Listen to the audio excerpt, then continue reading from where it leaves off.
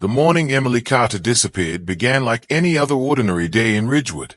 The town was small, quiet, and slow-moving, the kind of place where people knew their neighbors and nothing ever seemed to change. Autumn had just settled in, painting the streets with falling yellow and orange leaves. A thin fog hovered over the sidewalks, and the air carried a chill that hinted winter was not far away. Emily woke up around 7 that morning to the sound of her alarm clock buzzing softly on her bedside table. She lay still for a moment, staring at the ceiling of her bedroom. Posters of bands she loved were taped unevenly on the walls, and a stack of old-school notebooks sat beside her desk. She was 17, a senior in high school, and like many teenagers, she often felt torn between childhood and adulthood. That morning, she felt restless but not afraid. Downstairs, her mother was already awake, making breakfast. The smell of toast and coffee filled the house. Emily walked into the kitchen wearing jeans, sneakers, and her favorite gray jacket. Her mother smiled when she saw her and asked where she was headed so early on a Saturday. Emily said she was taking the bus to visit her friend Sarah in the next town. They had planned to spend the day together, watching movies and talking about college plans. Her mother reminded her to be back before dark.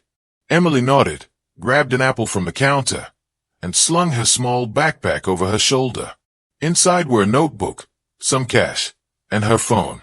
Before leaving, she hugged her mother quickly, the way teenagers do when they assume there will always be more time later. Her father was already at work, unaware that this would be the last morning he would not worry about where his daughter was. Emily stepped outside and began walking toward the bus stop at the end of Maple Street. The fog was starting to lift, and a few cars passed by slowly. Ridgewood was waking up. A neighbor waved at her from across the street. Emily waved back, unaware that she was being seen for the last confirmed time. The bus stop was nothing more than a metal sign next to a bench. No shelter, no camera, no protection from the world. Emily reached the stop a few minutes early and sat down, scrolling through her phone. She sent a message to Sarah saying she was on her way. The message was delivered, but it would never be answered. Witnesses later said they saw Emily standing near the bus stop, looking down the road. One person remembered a vehicle slowing down nearby, but no one paid attention at the time. In a town like Ridgewood, things like that didn't seem suspicious. The bus came and went. Emily never boarded it. By early afternoon, her mother began to feel uneasy. Emily hadn't called, which was unusual. She tried to reassure herself, thinking maybe Emily was busy or her phone battery had died. But as hours passed, the silence became heavier. By evening, concern turned into panic. Her mother called Sarah, who sounded confused. Emily had never arrived. She hadn't called. She hadn't sent any messages after that morning. The house felt suddenly too quiet, as if something important was missing. Her parents began calling friends, classmates, anyone who might have seen her. No one had. As night fell, fear settled in. At around midnight, they contacted the police. Officers arrived and asked the usual questions. What was she wearing? Where was she going? Did she have problems at home? Did she ever talk about running away? Emily's parents answered through tears. Emily had plans. She had dreams. She had no reason to disobey. The first search began before sunrise. Police officers walked along Maple Street and the nearby woods. Volunteers gathered, holding flashlights and calling Emily's name. Dogs were brought in, but the scent ended near the bus stop. It was as if she had stepped into the air and vanished. As the hours turned into days, Ridgewood changed. Yellow tape appeared along roads. Posters with Emily's smiling face were taped to shop windows and telephone poles. The local news arrived, followed by reporters asking painful questions. Everyone wanted to help, but no one knew how. Tips flooded in. Someone thought they saw Emily at a gas station miles away.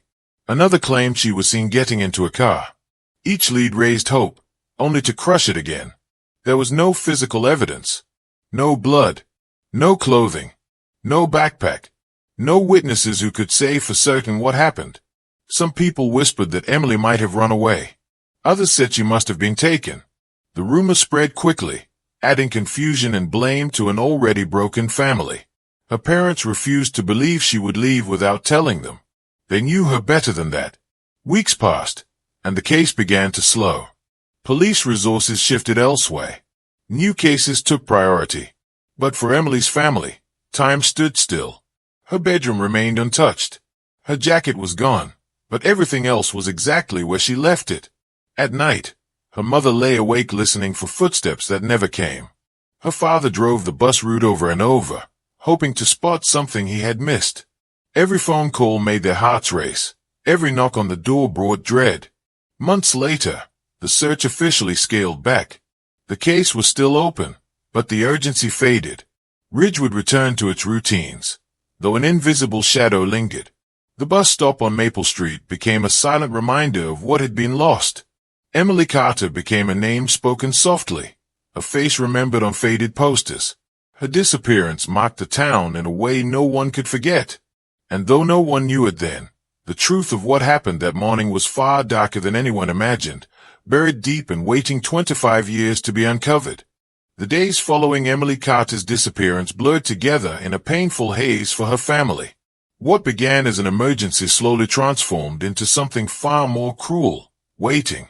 Each morning her parents woke up expecting news, believing that today would be the day someone would call with answers.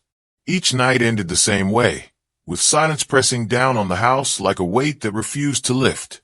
In the early weeks, police activity around Ridgewood remained intense. Patrol cars cruised the streets at all hours. Detectives knocked on doors, asking neighbors if they had seen anything unusual.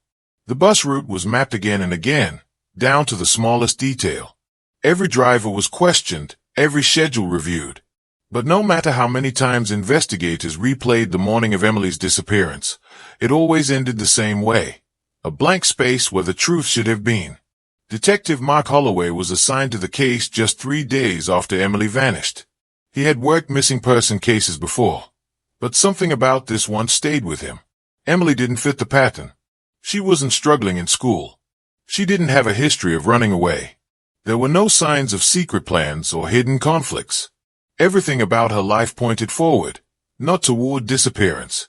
Holloway spent hours interviewing Emily's friends, teachers, and classmates. Most described her as quiet but thoughtful, someone who listened more than she spoke. She talked about college and wanting to leave Ridgewood someday, but not in a way that suggested she would leave without a word. Several friends mentioned she was excited about her future, not desperate to escape her present. Despite this, rumors spread quickly. Some townspeople believed Emily had simply run away to start a new life. Others accused her parents of being too controlling. These whispers reached the police station and complicated the investigation. Holloway knew rumors could damage a case, but without evidence, the truth was impossible to defend. As weeks turned into months, the investigation slowed. The search areas expanded farther from town, but nothing was found. Emily's name was entered into national missing persons databases. Her fingerprints and dental records were filed. Her parents provided DNA samples, though at the time, the technology offered little hope. It was done more as a formality than a solution. The first year passed in a painful cycle of false hope. Every few weeks, a tip would arrive claiming Emily had been seen somewhere else. A waitress in another state thought she recognized her. A truck driver reported seeing a girl who looked like her at a rest stop. Each lead forced detectives to reopen old wounds, only to confirm again that it was not Emily. Her parents held on to hope with quiet determination. Her mother continued to set a place for Emily at the dinner table for months, unable to accept her absence. Her father spent weekends searching alone, driving roads far beyond Ridgewood, imagining that somehow his instincts would lead him to his daughter. By the 5th year, the case officially entered cold case status. There was no announcement, no ceremony. It simply happened. Resources were reassigned. Files were boxed up and placed on shelves. The investigation was no longer active, but it was not closed. Emily Carter was still missing, still waiting to be found. Detective Holloway tried to revisit the case whenever time allowed. He reviewed interviews, notes, and timelines repeatedly. One detail continued to trouble him. Emily's backpack had never been found. Runaways usually took belongings, especially important ones. Victims of abduction often left something behind. Emily had taken her backpack, but it had vanished along with her. Holloway also noticed the absence of digital evidence. Emily's phone activity stopped abruptly that morning. There were no calls, no messages, no signs of life after her message to Sarah. In later years, when phone tracking became more advanced, investigators attempted to retrieve location data. There was nothing. The signal ended near the bus stop. 10 years after Emily disappeared, Ridgewood held a small candlelight vigil. Fewer people attended than before. Time had softened memories, but not grief. Emily's parents stood silently, holding candles, surrounded by faces that no longer knew what to say. That same year, Emily's mother began to grow ill. The stress and years of uncertainty took a visible toll on her health. Before she passed away, she asked Detective Holloway one final question, whether he believed Emily was still alive. Holloway could not bring himself to lie, but he could not destroy her hope either. He told her the truth had not been found yet. After her death, the case seemed to fade even further into the past. Emily's father stopped speaking to the media. He rarely left his house except for work. The room Emily had once slept in remained untouched, frozen in time like a memory no one dared to disturb. Years continued to pass. New missing person cases replaced old ones. New officers joined the department, unfamiliar with Emily's story. The town grew, changed, and expanded. The bus stop on Maple Street was eventually replaced, the old bench removed. Only a few people remembered why that spot once felt heavy. Then technology began to change everything. By the early 2020s, DNA testing had advanced in ways no one could have predicted in 1999. Forensic genealogy emerged, allowing investigators to identify individuals through distant relatives rather than direct matches. Cold cases across the country were being solved, decades after they were thought impossible. Detective Holloway, now nearing retirement, watched these developments closely. He requested permission to review several cold cases for possible DNA connections, including Emily's. There was still no physical evidence from her disappearance, but her family's DNA remained in the system, waiting. In another state, hundreds of miles away, a separate investigation quietly resumed. In 2001, unidentified remains had been found near a highway construction site. At the time, the case went nowhere. The remains were buried, labeled as Jane Doe, and forgotten by all but a few records in a database. In 2024, that case was reopened as part of a nationwide effort to identify unknown victims. DNA was extracted from preserved evidence and uploaded into a genealogy database. Investigators expected nothing. What they received instead was a partial familial match that led them back to Ridgewood. The match was distant but unmistakable. It pointed toward the Carter family. When Detective Holloway received the call, he sat in silence for a long time. After 25 years of unanswered questions, the case that refused to die had finally spoken again. The truth was beginning to surface, and it would change everything they thought they knew about Emily Carter's disappearance. For the first time in decades, the empty space in the investigation began to close. The waiting was not over yet, but the silence had finally been broken. The call came on a quiet afternoon, the kind of day when nothing seemed urgent and time moved slowly. Detective Mark Holloway was sitting at his desk, sorting through old files he planned to leave behind once he retired. Many of them belonged to cases that had never found an ending, stories frozen in half-written sentences. When the phone rang, he almost let it go to voicemail. Something made him answer. The voice on the other end belonged to a forensic investigator from another state. She spoke calmly, carefully choosing her words, as if she understood the weight of what she was about to say. She explained that an unidentified remains case from 2001 had been reopened using advanced DNA technology. A partial familial match had appeared in a national genealogy database. That match was connected to the Carter family. For a moment, Holloway could not speak. He had imagined this call for years, but now that it was happening, the reality felt unreal. He asked the investigator to repeat herself, just to be sure. When she did, the room seemed to grow smaller, the air heavier. After 25 years, Emily Carter had not vanished without a trace. She had been waiting to be found. The remains had been discovered near a highway construction site in the summer of 2001. Workers digging for a new road uncovered bones buried shallowly in the date. At the time, The investigation was rushed and limited. The remains were believed to belong to a young woman, but there were no identifying items. No wallet, no jewelry, no clothing that could be traced. DNA testing existed, but databases were small, and no matches were found. The case was labeled Jane Doe and quietly shelved. Now, more than 2 decades later, science had caught up with the past. Forensic genealogy allowed investigators to build family trees from distant DNA matches. In this case, a second cousin once removed had unknowingly uploaded their DNA through a public ancestry service. That single act opened a door no one expected. Detectives began carefully verifying the connection. They compared age, height, and estimated time of death. Everything aligned with Emily Carter's disappearance. Still, no one wanted to rush to conclusions. A full DNA comparison was requested between the remains and Emily's father, who was still alive. Before making contact, Holloway drove to Ridgewood himself. He had rehearsed the conversation in his head countless times, but nothing could prepare him for facing a man who had spent half his life waiting.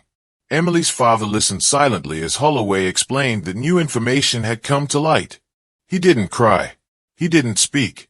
He simply nodded and agreed to provide a DNA sample. The wait that followed was unbearable. For investigators, it was a race to confirm the truth. For Emily's father, it was a return to a pain he had never escaped. He knew what the call might mean. Closure often came wrapped in heartbreak. When the results arrived, they were conclusive. The remains belonged to Emily Carter. The confirmation sent shockwaves through 2 states. A missing person case had turned into a homicide investigation. After 25 years, Emily was no longer lost. She had been found. But the relief of knowing her fate was immediately replaced by a new wave of questions. How had she ended up hundreds of miles from home? What had happened in those missing 2 years between her disappearance and the discovery of the remains? Investigators transported the remains for a full forensic re-examination using modern techniques. New details emerged. The estimated time of death suggested Emily had been alive for some time after she vanished. This meant she had not been killed immediately. The thought was chilling. Somewhere, someone had known where she was. The cause of death was determined to be homicide. Evidence of restraint was found, though time had erased many details. What remained was enough to confirm that Emily's disappearance had been an act of violence, not an accident or runaway situation. News of the identification reached Ridgewood within days. The town reacted with a mix of shock and sorrow. People who had moved away returned for memorial services. Old posters were pulled out of storage. Emily's face, once faded and yellowed with age, appeared again on screens and newspapers. For Emily's father, the truth brought a painful kind of peace. He finally knew where his daughter had been, but knowing did not lessen the loss. He attended a private ceremony where Emily was laid to rest properly for the first time. He placed her gray jacket in the ground with her, a symbol of the morning she left and never returned. Meanwhile, investigators focused on the next phase. Finding Emily was only the beginning. Now they had to find who was responsible. Detectives from both states formed a joint task force. They began by reconstructing Emily's last known movements. The bus stop, Maple Street, the message to Sarah. They analyzed phone records again, using technology that did not exist in 1999. While the data was limited, patterns began to emerge. They also examined the location where Emily's remains were found.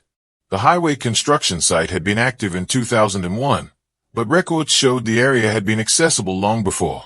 Anyone familiar with the region could have chosen it as a burial site.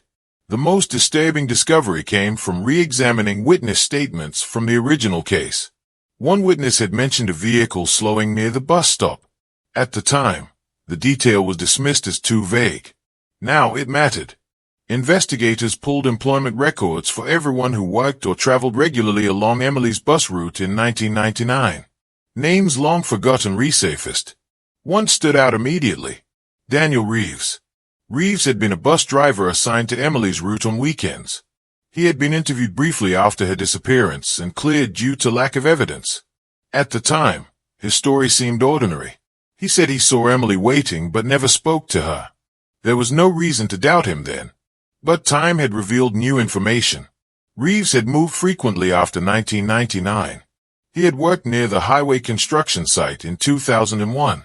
His employment history placed him dangerously close to both the disappearance and the burial location. As investigators dug deeper, they uncovered a pattern. Reeves had been questioned in unrelated incidents over the years, none serious enough to result in long sentences.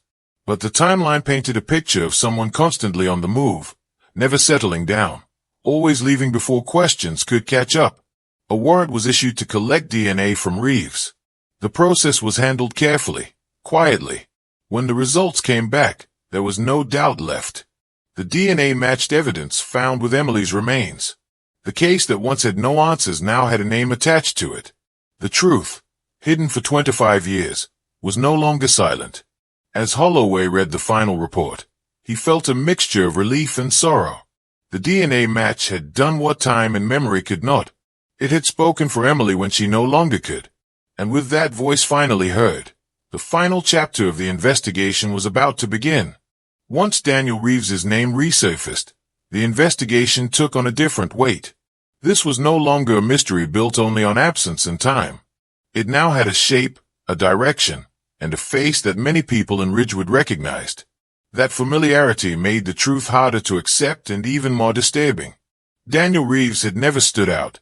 That was part of why he had gone unnoticed for so long. In 1999, he was in his early 30s, polite, quiet, and dependable on the surface.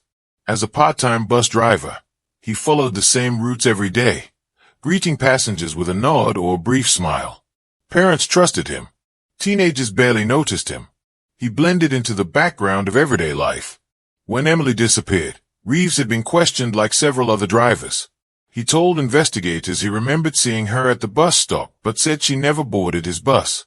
His tone was calm, his answers short and consistent. There was no physical evidence tying him to anything suspicious, and in a case desperate for leads, his name was soon pushed aside. Now, 25 years later, investigators were forced to look at him again, this time without the blinders of familiarity. Detectives began rebuilding Reeves's life piece by piece, starting with the years following Emily's disappearance. What they found was unsettling. Reeves had never stayed in one place for long. He moved between states, taking temporary jobs, often related to transportation or construction. His employment records showed gaps, sudden departures, and frequent changes in address. More troubling was his presence near the highway construction site, where Emily's remains had been found. Records confirmed that Reeves had worked for a subcontractor in that area in 2001. At the time, it had meant nothing. Now, it felt like a carefully buried truth rising to the surface. Investigators traveled to interview people who had known Reeves over the years. Former co-workers described him as quiet but tense, someone who avoided personal questions. A former neighbor recalled hearing arguments late at night, Reeves shouting at someone no one ever saw. Another person remembered him abruptly leaving town after police asked routine questions unrelated to Emily's case. Each memory on its own meant little. Together, they formed a pattern that could no longer be ignored. Meanwhile, Emily's father struggled with a painful realization. He remembered Reeves. He remembered seeing him behind the wheel of the bus, remembered trusting him without question. The idea that someone so ordinary could be responsible for such loss felt impossible. Yet the evidence continued to grow. When detectives finally approached Reeves, they did so carefully. He was living alone in a small rented house in a quiet neighborhood. His hair had grayed, his posture stiffened with age. To anyone watching, he looked like a man who had lived an unremarkable life. The initial interview was calm. Reeves agreed to talk. He seemed unsurprised by the questions, as if he had been waiting for this moment. When asked about Emily Carter, he claimed his memory was vague.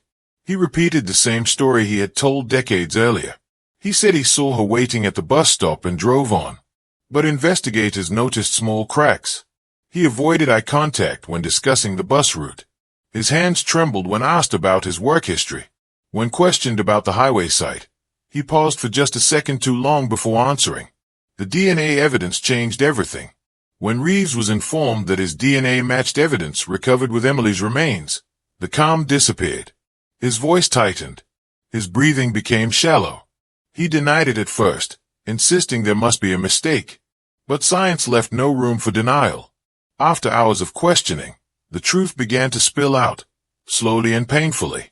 Reeves admitted that on the morning Emily disappeared, she missed her bus. He said she looked upset, worried she would be late.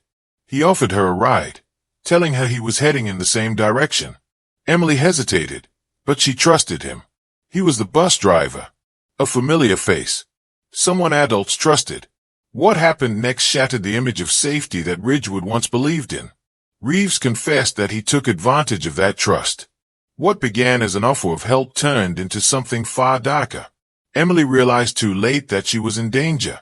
According to Reeves, he kept Emily hidden for a long time, moving her between locations as he moved himself. Investigators believe he intended to disappear with her completely, but fear and paranoia eventually took over. In 2001, he ended her life and buried her near the highway, believing construction would erase any trace. He thought time would protect him. As Reeves spoke, detectives listened in silence. The room felt heavy with decades of suffering, all traced back to one moment of misplaced trust. Every word confirmed what Emily's family had feared, and what they had refused to imagine. When Reeves was arrested, news spread quickly. Ridgewood was shaken to its core.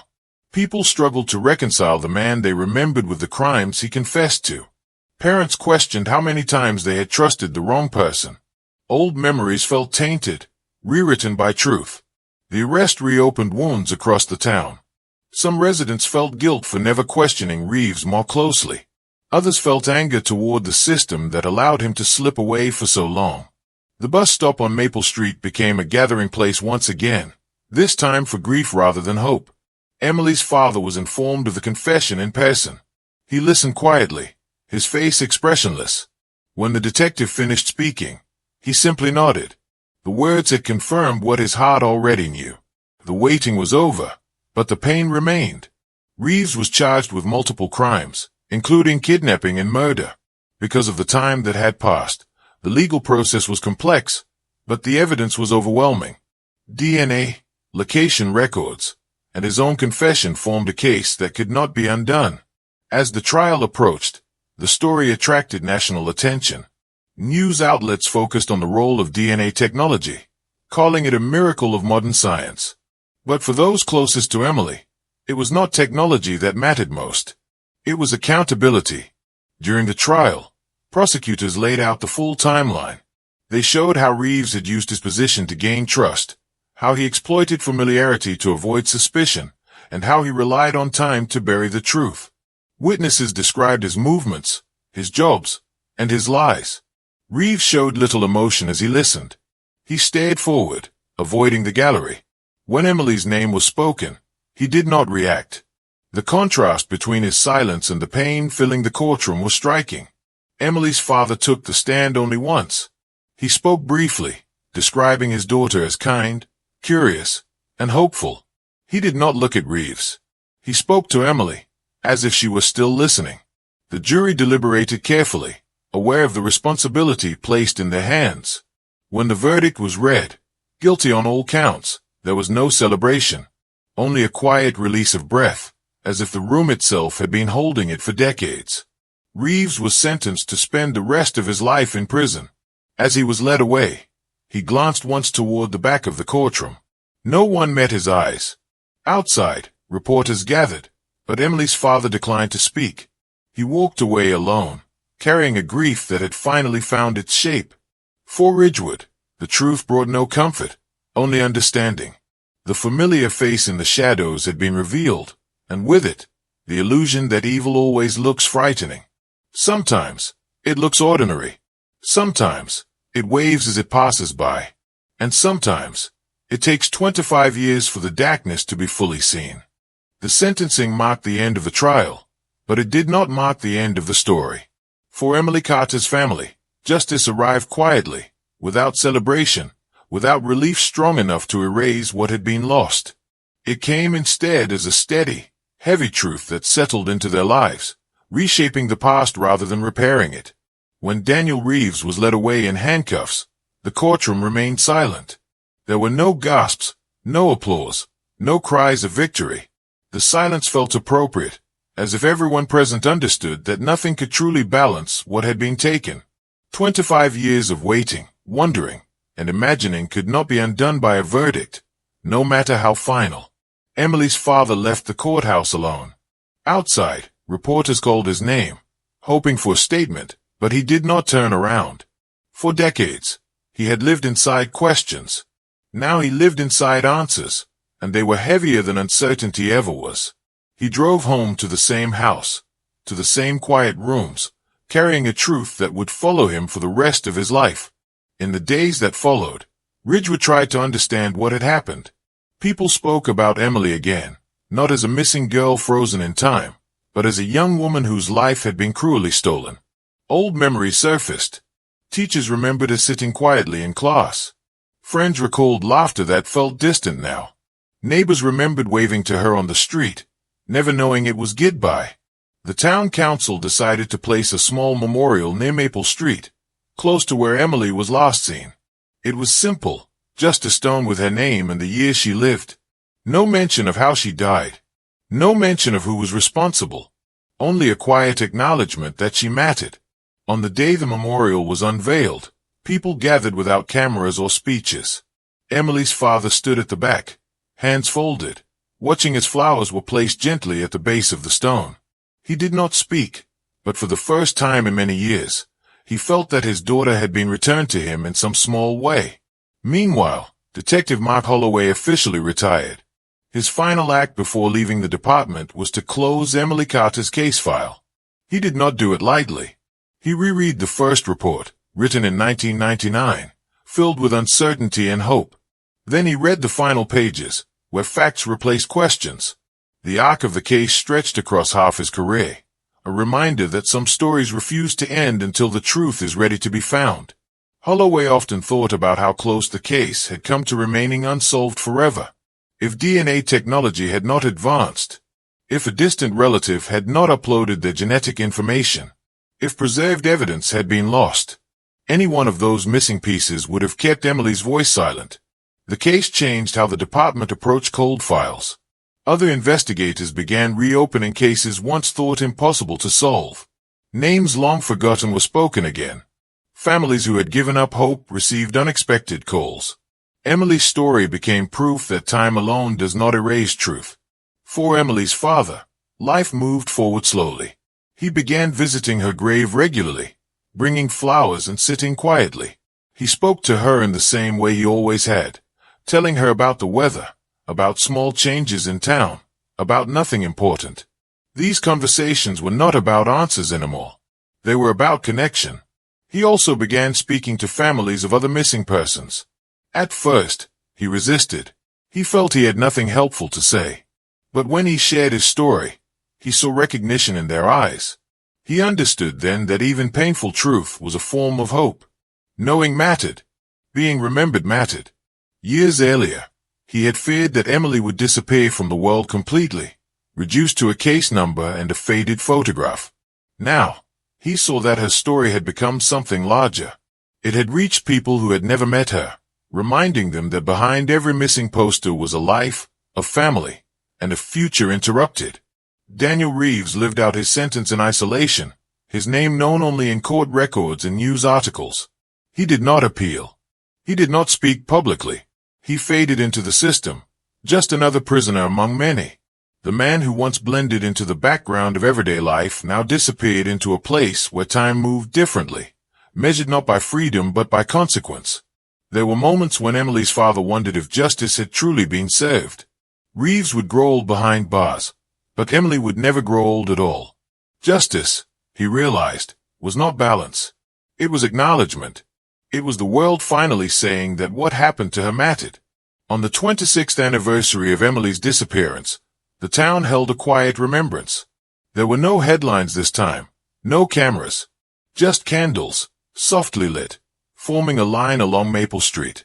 People stood together in silence, reflecting on how easily trust can be misplaced and how deeply its betrayal can scar a community. As the candles burned, a sense of peace settled over the gathering. Not happiness, not closure in the way movies promise, but something steadier. The knowing that Emily was no longer lost. the knowing that her name would not be forgotten. Her story continued to travel beyond Ridgewood, retold in documentaries, articles, and conversations. Each retelling carried the same message. Time does not erase truth. Silence does not mean absence. And even after decades, the past can still speak. DNA had done more than identify remains. It had restored a voice. It had connected fragments of history into a story that could finally be told from beginning to end. For 25 years, Emily had existed in uncertainty. Now, she existed in memory, in truth, and in justice. In the quiet of his home, Emily's father placed a photograph on the mantel. Not the missing poster version, not the serious school portrait, but a candid photo taken years before she disappeared. She was smiling, caught mid-laughter, alive in a way no crime could erase. He looked at it and felt something he had not felt in a long time. Not relief, not happiness, but acceptance. The waiting was over. The silence had been broken. And though the cost was immeasurable, the truth had finally found its way home. Emily Carter was no longer a question. She was an answer.